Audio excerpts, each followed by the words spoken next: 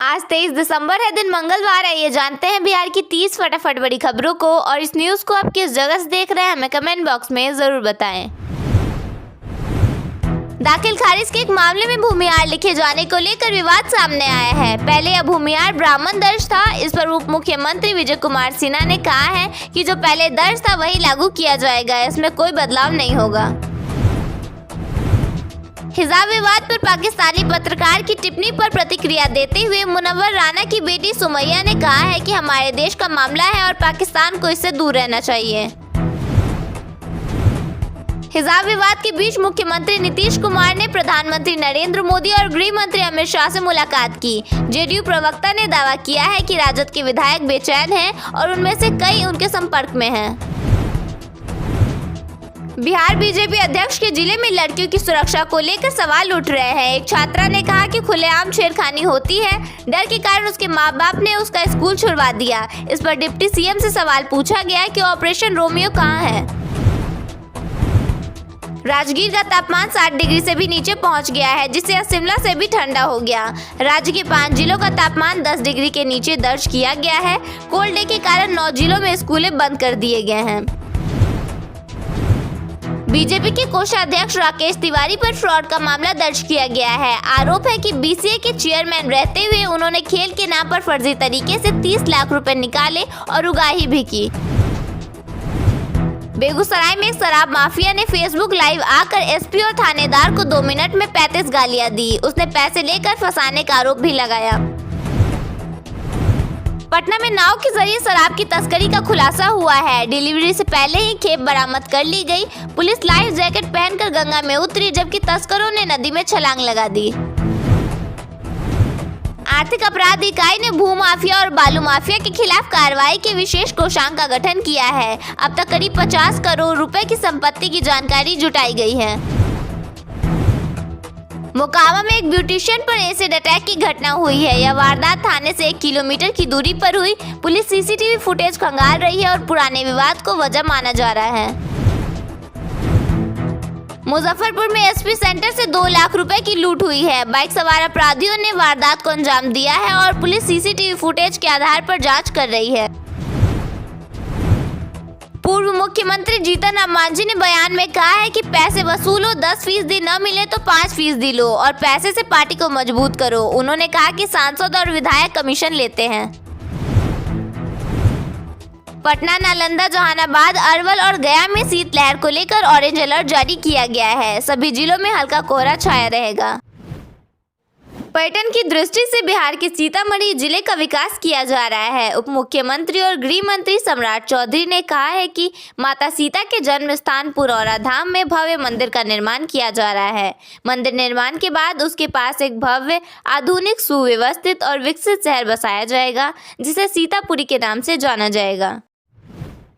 बिहार के सरकारी स्कूलों में शिक्षा व्यवस्था को पारदर्शी और जवाबदेह बनाने की दिशा में राज्य सरकार ने बड़ा कदम उठाया है। प्रदेश के लगभग 40,000 सरकारी स्कूलों में सीसीटीवी कैमरे लगाए जाएंगे, जिनकी निगरानी सीधे पटना स्थित शिक्षा विभाग के मुख्यालय और सचिवालय से की जाएगी। इस तकनीकी निगरानी व्यवस्था के जरिए शिक्षकों की उपस्थिति, छात्रों की मौजूदगी, मिड डे मील पढ़ाई की स्थिति और नकल विहीन परीक्षा पर पैनी नजर रखी जाएगी। बिहार पुलिस सब इंस्पेक्टर भर्ती परीक्षा में शामिल होने वाले कैंडिडेट्स का इंतजार खत्म हो गया है। बीपीएसएससी की तरफ से सब इंस्पेक्टर भर्ती परीक्षा 18 जनवरी 2026 और 21 जनवरी 2026 को आयोजित किया जाएगा। इनका एडमिट कार्ड 30 दिसंबर 2025 को जारी किया जाएगा। पटना शहर को साफ सुथरा और व्यवस्थित बनाने की दिशा में एक बड़ी राहत की खबर आई है। ठोस अपशिष्ट प्रबंधन, स्वच्छता सुधार और पेयजल व्यवस्था को मजबूत बनाने की दिशा में केंद्र सरकार ने पटना को 243 करोड़ रुपए की सहायता राशि मंजूर की है। पटना जिले में औद्योगिक विकास को नई रफ्तार मिलने जा रही है। बख्तियारपुर में 500 एकड़ जमीन पर जिले का चौथा औद्योगिक पार्क बसाने की तैयारी शुरू हो गई है।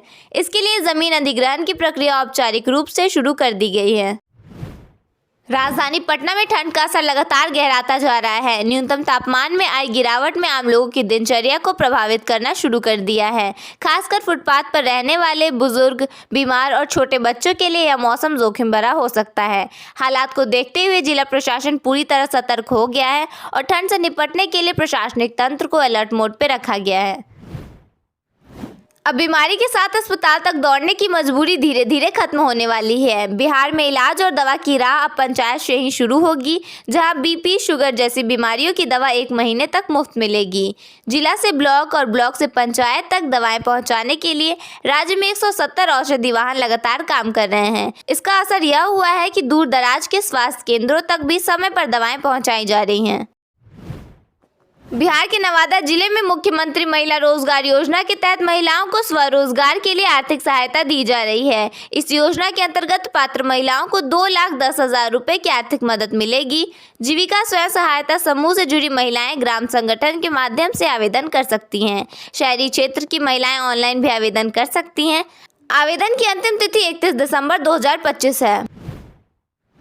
बिहार के गरीब बच्चों के लिए प्राइवेट स्कूलों में मुफ्त शिक्षा का अवसर आ गया है। आरटीई एडमिशन 2026 के लिए आवेदन 2 जनवरी से शुरू हो रहे हैं। यह योजना गरीब परिवारों के बच्चों को बेहतर शिक्षा प्राप्त करने में मदद करेगी। इच्छुक अभिभावक समय रहते आवेदन कर सकते हैं। मुजफ्फरपुर शहर की यातायात व्यवस्था को दुरुस्त करने के उद्देश्य से 4 जोन में निर्धारित 20 रूटों पर चलने वाले सभी ऑटो और ई रिक्शा में अब QR कोड लगाया जाएगा। इस QR कोड को स्कैन करते ही ऑटो चालक से जुड़ी पूरी जानकारी, वाहन नंबर, निर्धारित रूट, ड्राइविंग लाइसेंस और चालक का नाम आदि विवरण उपलब्ध हो जाएगा। खगड़िया के परबत्ता प्रखंड के नया गांव शिरोमणि टोला में एशिया के सबसे जहरीले सांप रसेल वाइपर का सफल रेस्क्यू किया गया, जिसे कई दिनों से डरे ग्रामीणों ने राहत की सांस ली। स्थानीय लोगों के मुताबिक रसेल वाइपर अक्सर रिहायशी इलाकों के आसपास दिखाई दे रहा था, जिससे बच्चों और बुजुर्गों की सुरक्षा को लेकर चिंता बढ़ गई थी। राजस्व एवं भूमि सुधार मंत्री विजय कुमार सिन्हा इन दिनों लगातार अधिकारियों की फटकार लगाते दिख रहे हैं। इस बीच पूर्णिया के सांसद पप्पू यादव ने विजय सिन्हा पर कड़ा कटाक्ष किया। उन्होंने कहा कि बड़ी बड़ी बातें करने से कुछ नहीं होगा। इसके साथ ही उन्होंने सबसे बड़े भूमाफिया का खुलासा करते हुए कहा कि सीओ दिवाकर कुमार खुलेआम 50 लाख रुपए घूस जमीन म्यूटेशन के लिए मांगता है और नहीं देने पर जिस जमीन का म्यूटेशन 1 साल पहले वही किया था उसे रद्द कर देता है। किसानों की आय बढ़ाने और ग्रामीण क्षेत्रों में स्वरोजगार को मजबूती देने के लिए बिहार सरकार ने मशरूम उत्पादन को खास प्राथमिकता दी है। योजनाओं में 90% तक अनुदान, प्रशिक्षण और बाजार तक पहुंच का भरोसा दिया जा रहा है। इच्छुक किसान और युवा 24 दिसंबर तक ऑनलाइन आवेदन कर सकते हैं।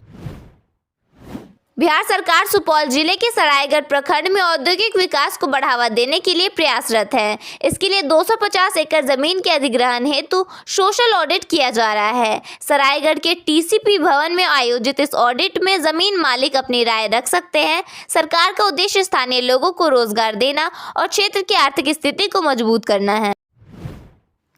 पटना की सड़कों पर पिछले कुछ दिनों से रातें बेचैन थी। रामकृष्णा नगर, कंकड़बाग और आसपास के इलाकों में एक अजीब पैटर्न उभर रहा था। रैपिडो बुकिंग के